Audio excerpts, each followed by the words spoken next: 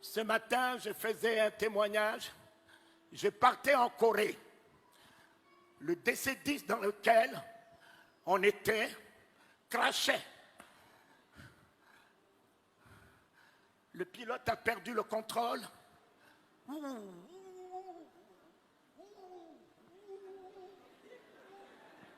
On entend dans l'avion, je vous salue Marie, je vous salue Marie, je vous salue Marie.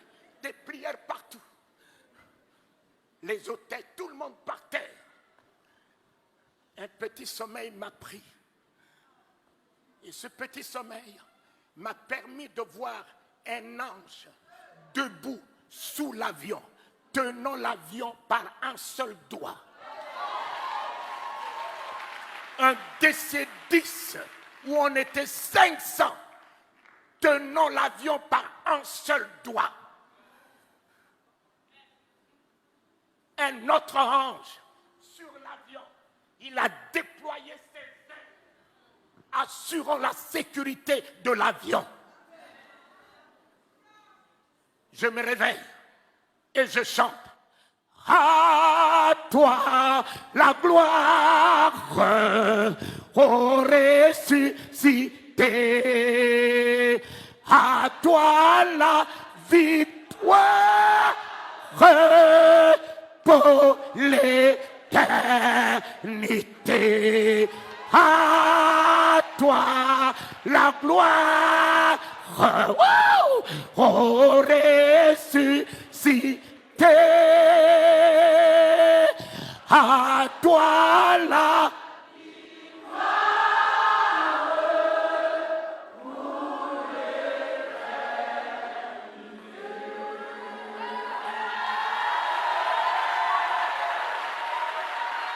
Mes bien-aimés,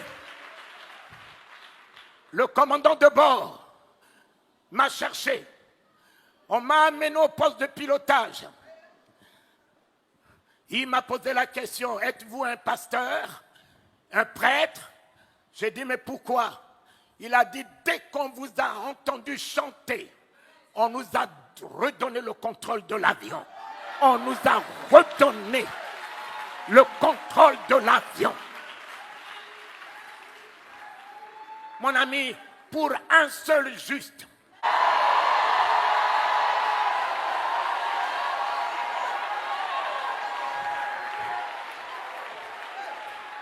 tu es le seul juste dans ta famille.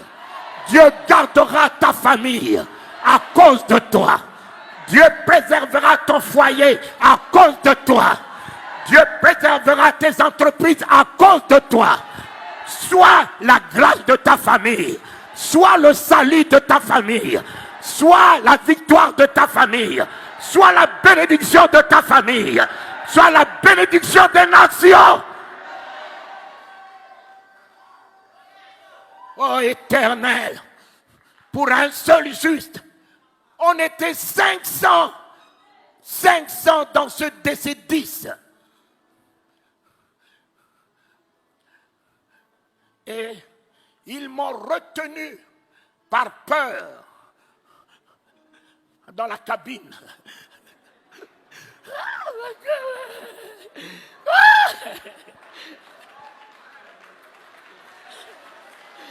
Et en arrivant en Corée du Sud, j'allais à la convention de mon frère Yang Cho. J'étais le seul de la francophonie en 84. Et le commandant de bord me signe 3 chèques en blanc. Il me dit, connaissez-vous la valeur d'un avion? C'est vous qui l'avez sauvé. Connaissez-vous combien l'assurance devait débloquer pour 500 vies qui seraient en péril? Alors, nous savons que vous n'allez pas faire tomber la société. Moi, qui n'avais que $300 dans la poche, Dieu a créé une situation, a mis en mon compte.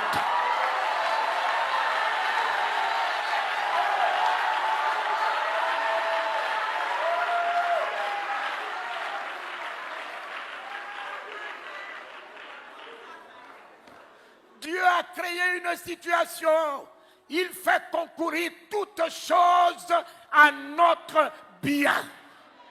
La seule chose que vous devez réaliser ce matin, ne craignez rien.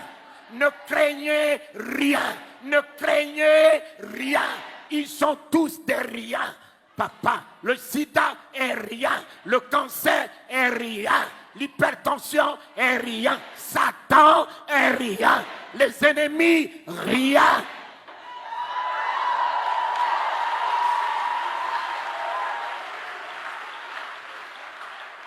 C'est la peur. C'est la peur qui vous déséquilibre. C'est la peur. C'est l'angoisse. C'est l'inquiétude. Voilà la porte d'entrée de Satan. Et si tu fermes cette porte par une foi ferme, Satan ne peut plus rien sur toi. Tu es plus que vainqueur. Parce que le nom de l'Éternel ne pourra jamais nous permettre d'échouer. Le nom de l'Éternel, c'est l'exploit. Le nom de l'Éternel, c'est la victoire. Le nom de l'Éternel, c'est la guérison. Le nom de l'Éternel, c'est la délivrance. Le nom de l'Éternel, c'est l'élévation. Le nom de l'Éternel, c'est le triomphe. Le nom de l'Éternel, c'est la gloire. C'est la gloire. C'est la gloire. Mon Père, le sida ne tiendra point. Le sida a battu la science, mais il ne battra pas le nom de Jésus ce matin. Le cancer a battu la science, il ne battra pas le nom de Jésus ce matin. Alléluia. L'homme qui atteint son apogée face à la mort. L'homme qui ne peut rien face à la mort. Et je me suis souvenu d'un homme. Un homme. On lui a dit que son ami était malade. Il pouvait même envoyer la guérison puisqu'il était lui-même la guérison, et la guérison était dans sa bouche. Il a attendu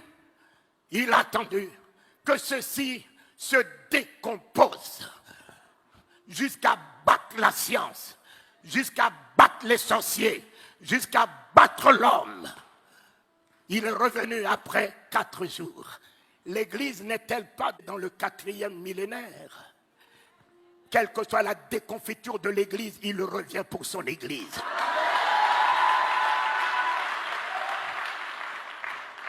Le 4e jour s'annonce. L'Église ne sera pas ravie dans cette déconfiture. L'Église sera ravie dans la gloire, dans l'autorité, dans la puissance. Lorsque l'Église revêtira toute son autorité capable de changer les événements, de changer les circonstances, d'appeler à l'existence ce qui n'existe pas, de faire fléchir les genoux des sorciers, des augures, des magiciens, relever les défis des maladies incurables, alors c'est à ce moment qu'il reviendra chercher l'Église pour que l'Église laisse un trou dans le monde. Il vous a donné le pouvoir de marcher sur le serpent, sur le scorpion. Il vous a donné l'autorité de son nom. Il vous a donné la puissance du Saint-Esprit. Il est en vous, il est avec vous. Ce n'est plus lui. C'est à vous de vous lever et dire, nous relevons le défi.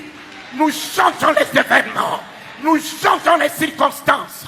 C'est ce que Dieu attend de l'Église. L'Église n'est pas un bâtiment, c'est bien toi. Dieu parle avec ta bouche. Dieu guérit avec tes mains. Dieu sauve avec toi. Alléluia!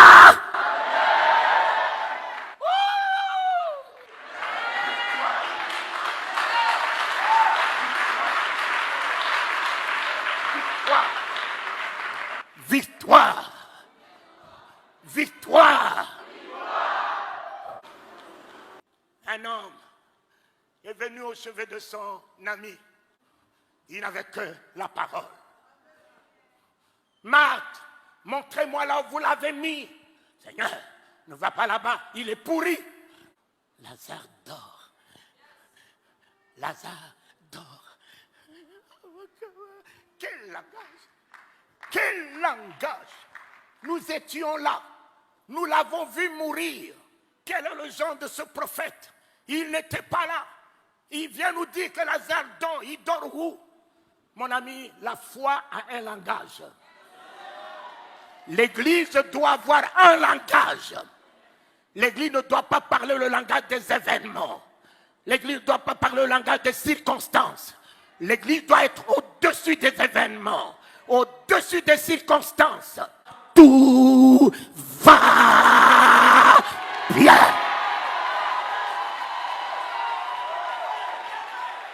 Mon fils, l'Éternel est notre victoire, papa.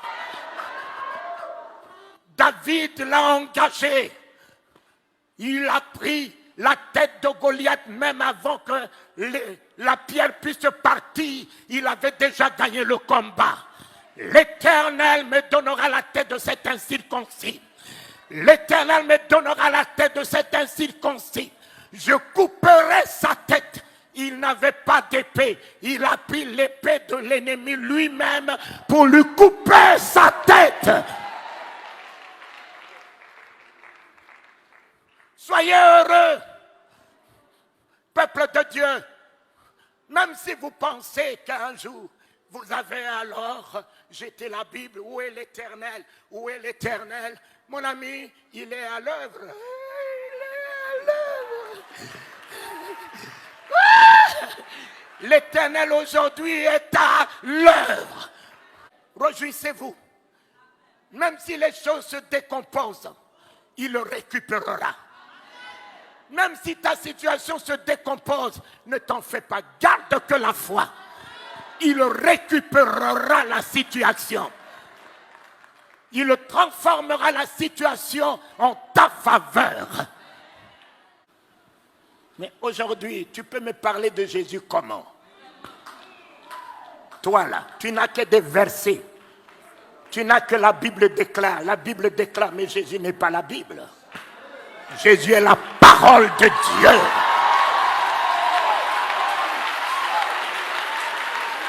Jésus n'est pas la Bible. Jésus n'est pas la Bible. La Bible déclare quoi? Déclare quoi? Jésus est la parole. La parole de Dieu est un homme. Ce n'est pas un livre que tout le monde utilise, les sorciers utilisent, les maçons utilisent. Mais Jésus n'est pas un parchemin. Il est la parole par laquelle Dieu a créé les cieux et la terre. Faite chair, elle est venue dans ce monde, un homme. La Bible est pour la tête, mais la parole de Dieu n'est pas pour la tête. La parole de Dieu se tient à la porte du cœur. Ils ont des grosses têtes, mais ils n'ont rien dans le cœur. Papa, ils ont des grosses têtes, des versets, des chapitres, des prophéties, de ci, de ça. Mais ils n'ont rien dans le cœur. Mon ami, le jour où la parole de Dieu rentre dans ton cœur, tu n'as plus de place pour la haine. Tu n'as plus de place pour la rancœur. Tu n'as plus de place pour la colère. Tu n'as plus de place pour l'hypocrisie. Tu n'as plus de place pour parler du mal de quelqu'un. Tu n'as plus de place pour penser du mal de quelqu'un. La parole de Dieu dans mon cœur est l'amour, est la bonté, est la générosité, est l'humilité, est la grâce, est la compassion. La parole de Dieu dans ma vie, dans mon cœur, est la vie